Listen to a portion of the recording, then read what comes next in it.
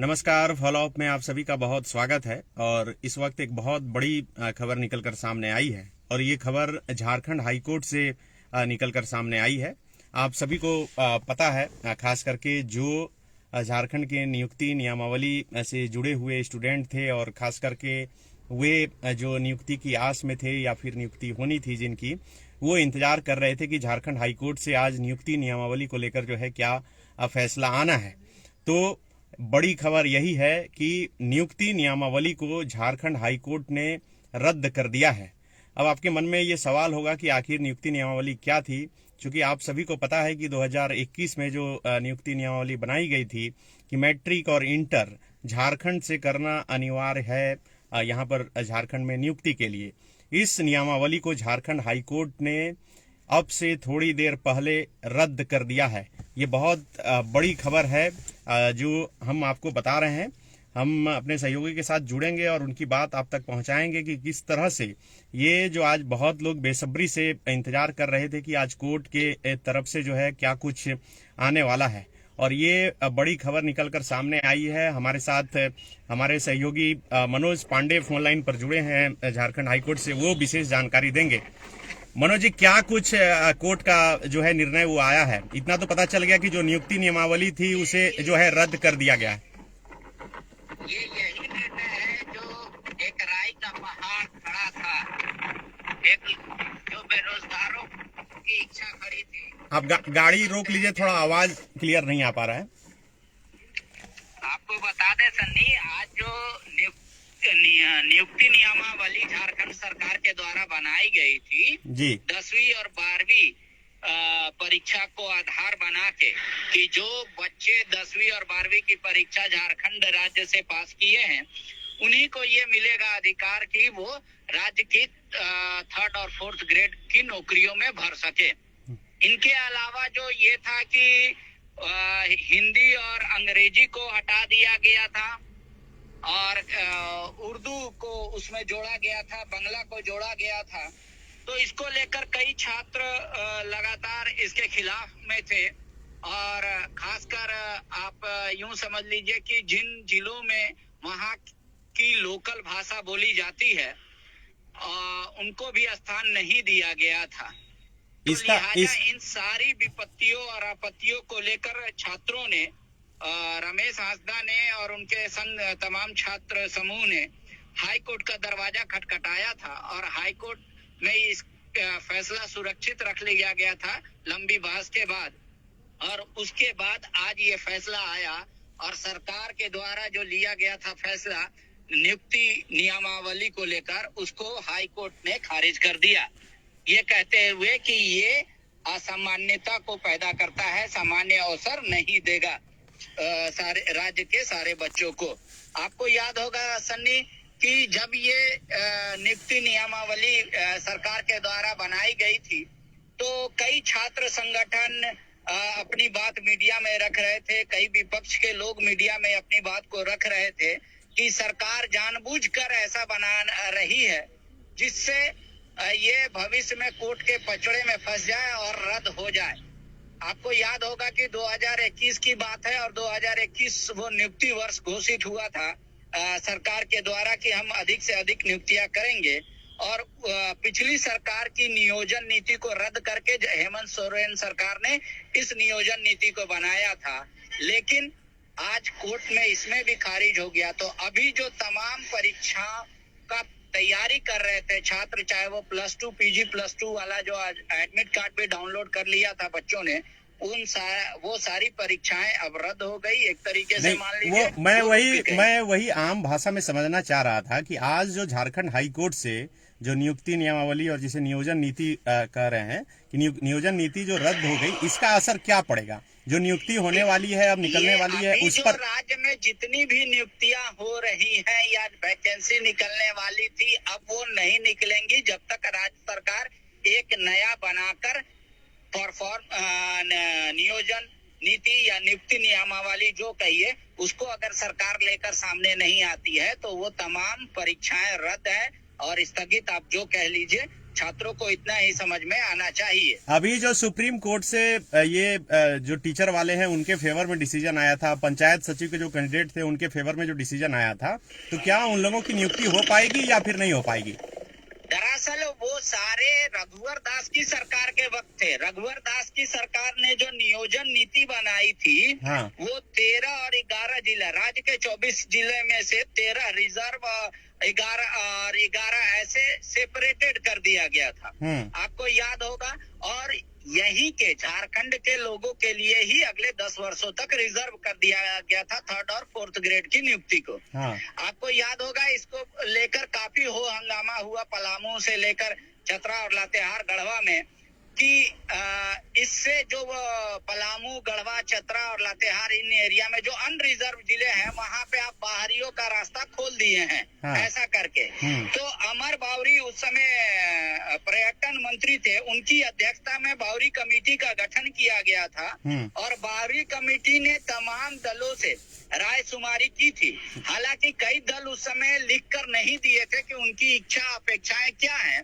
फिर भी 2400 जिला को बाद में रिजर्व कैटेगरी में ला दिया गया। मतलब 2400 जिला के यहीं के लोग झारखंड में नौकरी कर सकते हैं, उस आधार पे हुआ था।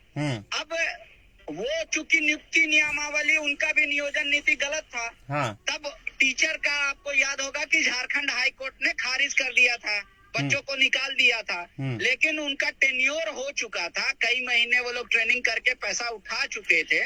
उसके बाद उन लोगों ने झारखंड हाई कोर्ट के फैसले के खिलाफ ऊपरी अदालत में दरवाजा खटखटाया था और सरकार से भी पक्ष मांगा गया था सुप्रीम कोर्ट के द्वारा। हाँ। सुप्रीम कोर्ट ने कहा, चूंकि लार्जर इंटरेस्ट ये है कि बच्चे अब इतना कई नौकरी छोड़कर आए हैं शिक्षक में, लिहाजा अब जिनकी नियुक्ति हो चुकी है उनको नहीं निकाला जाएगा, उनकी नौकरी बरकरार रहेगी। लेकिन बाकी बच्चे जो छात्र हैं, बच्चे हैं, उनके लिए स्टेट लेवल पे, मतलब 2400 जिला को एक मान के आप मिनिमम कट ऑफ मार्क्स पे एक लिस्ट निकालिए और उससे उनकी नियुक्ति कराइए। अच्छा। सुप्रीम कोर्ट ने ये भी कहा कि जो बच्चे सुप्रीम कोर्ट में कंप्लेनेंट हैं उसको प्राइमरी फेसी, मतलब उसको प्राथमिकता देनी है राज्य सरकार को। और सुप्रीम कोर्ट ने क्लियर कह दिया है कि 3 महीने के अंदर आपको इन शिक्षकों को ज्वाइन करा देना है। अच्छा। अब रहा पंचायत सचिव का बात, तो पंचायत सचिव अभ्यर्थियों के साथ क्या है, उनका रिजल्ट नहीं निकला था किसी भी जिले का, तो लिहाजा उन लोगों का सारा डॉक्यूमेंट वेरिफिकेशन वगैरह सब कुछ हो गया था। तो उसी अपने सुप्रीम कोर्ट ने जो शिक्षकों को लेकर आदेश दिया, उसी को आधार बनाते हुए सुप्रीम कोर्ट ने ये कहा कि पंचायत सचिव के भी अभ्यर्थियों को स्टेट वाइज मेरिट लिस्ट निकालिए और इनका ज्वाइनिंग करा दीजिए। तो इन दोनों का रास्ता क्लियर हो गया।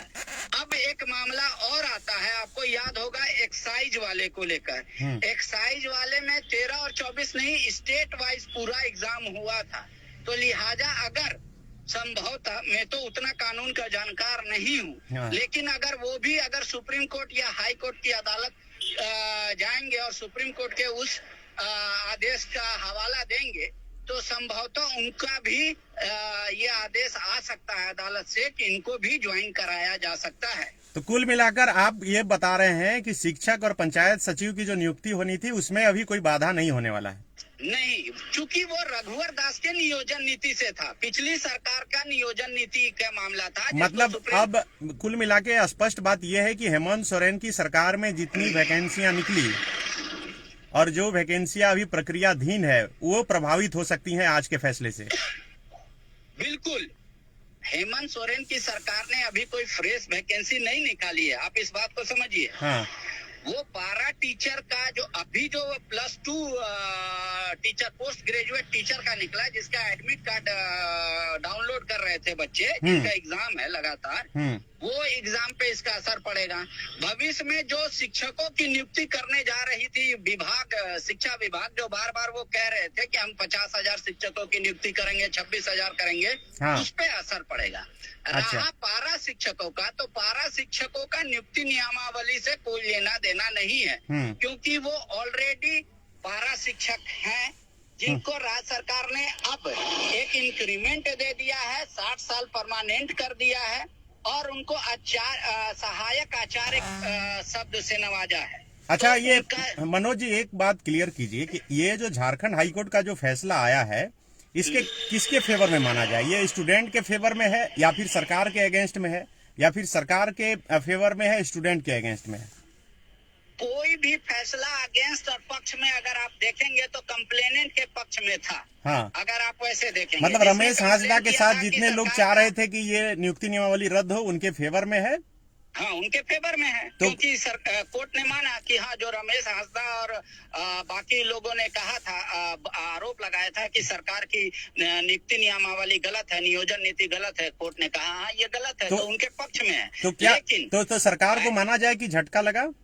बिल्कुल जाहिर सी बात है, अब सरकार के पास दो विकल्प है, या तो इस हाई कोर्ट के फैसले के बाद सरकार सुप्रीम कोर्ट जा सकती है। अच्छा, लेकिन जो कानून के जानकार या जो वकील हम लोग से हमारी बात हो पाई अब तक, जी, वो कहे कि जो प्रक्रिया सरकार ने अपनाई है उसको किसी भी तरीके से कोर्ट में जस्टिफाई नहीं कर सकते। अच्छा, उन्होंने कहा कि एक ही राज्य में बच्चों को दो कैटेगरी में कैसे बांट सकते हैं आप। हाँ, तो बोले कि वो सुप्रीम कोर्ट में भी नहीं टिकेगा। लेकिन अब राज्य सरकार का क्या फैसला होता है, राज्य सरकार नया नियोजन नीति बनाएगी या नियुक्ति नियमावली बनाएगी, या फिर उस कोर्ट के उस फैसले को सुप्रीम कोर्ट या उच्चतम अदालत में चैलेंज करेगी, वो देखना होगा। लेकिन फिलहाल जो बच्चे तैयारी कर रहे थे या विभिन्न परीक्षाओं की निकलने की उम्मीद लगा के बैठे थे, उनमें थोड़ा विराम लग गया। अब जब तक नई नियुक्ति नियमावली या नियोजन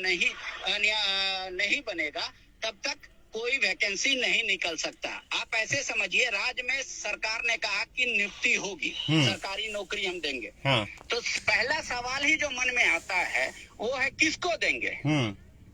तो उसके लिए अभी फिलहाल जो कानून है वो नहीं है, क्योंकि पिछली कानून को हाई कोर्ट ने रद्द कर दिया। हाँ, तो अब पहले किसको देंगे वो बनाना होगा, और किसको देंगे वही जो होता है वही नियुक्ति नियमावली होता है और वही नियोजन नीति होता है। अच्छा, अब एक सवाल, और ये मेरा आखिरी ही सवाल होगा कि कोई भी फैसला अगर सरकार का फैसला है और उसे कोर्ट में चुनौती दिया जाता है, अगर उस फैसले के फेवर में या फिर उस फैसले के अगेंस्ट में कोई कोर्ट का जब डिसीजन आता है, तो उसका एक पॉलिटिकल असर भी देखने को मिलता है। तो ये जो फैसला था, ये जो नियोजन नीति थी, इसमें सरकार ने बनाया था कि भाई मैट्रिक और इंटर झारखंड से किया होना चाहिए। तो इसका मतलब साफ था कि सरकार प्रायोरिटी में डालना चाहती थी कि यहाँ के बच्चों को प्राथमिकता के तौर पे नौकरी मिले।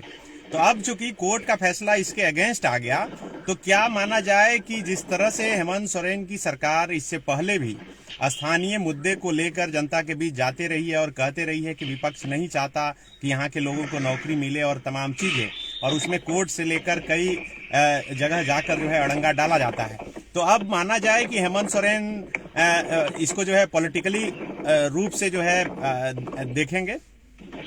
देखिए, इसका पॉलिटिक्स हर काम में होता है। अगर नाली का पानी पूरब से पश्चिम बहने लगेगा, पॉलिटिक्स उसमें भी लोग राजनीतिक दल करते हैं। हाँ। लेकिन आपको ये कंफर्म होना चाहिए और दर्शकों को भी पानी की तरह क्लियर होना चाहिए कि इस नियुक्ति नियमावली क्या थी। 10वीं 12वीं की बच्चे जो एग्जाम झारखंड के बच्चे झारखंड से पास किए हैं, हम उनको देंगे। हाँ। ये एसटी, एससी, ओबीसी इन 3 कैटेगरी के लिए वेब ऑफ था। मतलब एसटी के बच्चे, ओबीसी के बच्चे या एससी के बच्चे अगर किसी दूसरे राज्य से भी 10वीं और 12वीं की परीक्षा पास करेंगे तो राज्य सरकार उनको नौकरी देती। अच्छा। लेकिन जनरल कैटेगरी के लिए ये सिर्फ और सिर्फ बाध्य था कि आपको हर हाल में झारखंड से ही पास करना होगा। ये दो तरफा था। अगर राज्य सरकार कहती है कि हम यहाँ के लोगों के लिए देना चाह रहे थे, तो सरकार जैसे स्थानीय नीति को परिभाषित करने के लिए जो 9वीं अनुसूची में डाला कि 1932 के आधार पे हम स्थानीय मानेंगे, उसी को नियोजन का भी आधार बनाती सरकार। हाँ। तब अगर हेमंत सोरेन की सरकार लोगों के बीच कहती कि हम यहाँ के भूमि पुत्रों, यहाँ के नेटिव लोगों को डोमिसाइल बाय ओरिजिन को प्राथमिकता दे रहे हैं, डोमिसाइल बाय चॉइस को प्राथमिकता नहीं दे रहे हैं, तब आप कहते कि भाई जिसके पास खतियान होगा वही भरेगा झारखंड में सरकारी नौकरी, लेकिन वैसा भी नहीं था। ये 10वीं और 12वीं की बात थी। क्यों? आपको याद होगा मुख्यमंत्री हेमंत सोरेन ने कहा था भरी विधानसभा में कि खतियान आधारित नियुक्ति नियमावली या नियोजन नीति नहीं बन सकती, क्योंकि वो सुप्रीम कोर्ट में नहीं टिकेगी। लिहाजा इसलिए सरकार ने यहाँ के ज्यादा से ज्यादा लोगों को प्राथमिकता मिले, इसलिए 10th और 12th का पात्रता रखा था और रिजर्व कैटेगरी को वेव अप किया था। लेकिन रिजर्व कैटेगरी के अलावा भी जो आबादी बस्ती है और यहीं के हैं वो लोग, वो कहाँ जाएंगे? आप ऐसे मानिए कि कोई पलामू का आदमी है, कोई गढ़वा का है, कोई चतरा का है, कोई साहेबगंज, और आप जिस जिले से आते हैं, खासकर गोड्डा, वहाँ के लोग ज्यादातर भागलपुर में जाकर पढ़ाई कंप्लीट करते हैं, क्योंकि वहाँ कोचिंग की अच्छी व्यवस्था है, वहाँ इंफ्रास्ट्रक्चर अच्छे हैं। तो उन बच्चों का क्या होगा? वो खतियानी झारखंडी है, वो 1932 या उससे पहले का भी खतियान रखे हुए हैं, तो उनके बारे में सरकार क्या कह रही है? तो ये चूंकि सरकार का कानून सब पे बराबर होना चाहिए, चाहे वो केंद्र का हो, राज्य का, कोई भी कानून सबके लिए बराबर हो। जहाँ उसमें मिसमैच होगा वो कोर्ट की नजर में वो गैर कानूनी चलिए उसको टर्न डाउन कर दिया जाता है। शुक्रिया। तो ये हमारे सहयोगी मनोज पांडे थे, जो झारखंड हाईकोर्ट से आपको तमाम सूचनाएं दे रहे थे। एक बार फिर से जो दर्शक अभी लाइव जुड़े हैं, हम बता दें कि झारखंड के लिहाज से, झारखंड में नियुक्ति की आस में बैठे स्टूडेंट के लिहाज से देखा जाए तो आज का झारखंड हाईकोर्ट का फैसला जो है वो काफी अहम है। नियुक्ति नियमावली को झारखंड हाईकोर्ट ने रद्द कर दिया है। झारखंड सरकार ने 2021 में जो नियुक्ति नियमावली बनाई थी और उसमें कहा था कि मैट्रिक और इंटर जो झारखंड से पास करेंगे वही यहाँ पर नौकरी कर सकेंगे। और जैसा कि अभी हमारे सहयोगी बता रहे थे कि इसमें भी कुछ कैटेगराइज कर दिया गया था कि किस कैटेगरी के बच्चे अगर बाहर से भी पढ़ते हैं तो वो जो है यहाँ पर नियुक्ति उनकी हो सकती है। तो ये बहुत अहम जानकारी है और हम कोशिश करेंगे कि विस्तृत और जानकारी जो है आपके साथ लेकर आएं और आपके मन में जो कुछ भी सवाल इससे जुड़े हुए उठ रहे हैं उसका जवाब हम जरूर तलाश कर आप तक पहुंचाने की कोशिश करेंगे। बहुत शुक्रिया।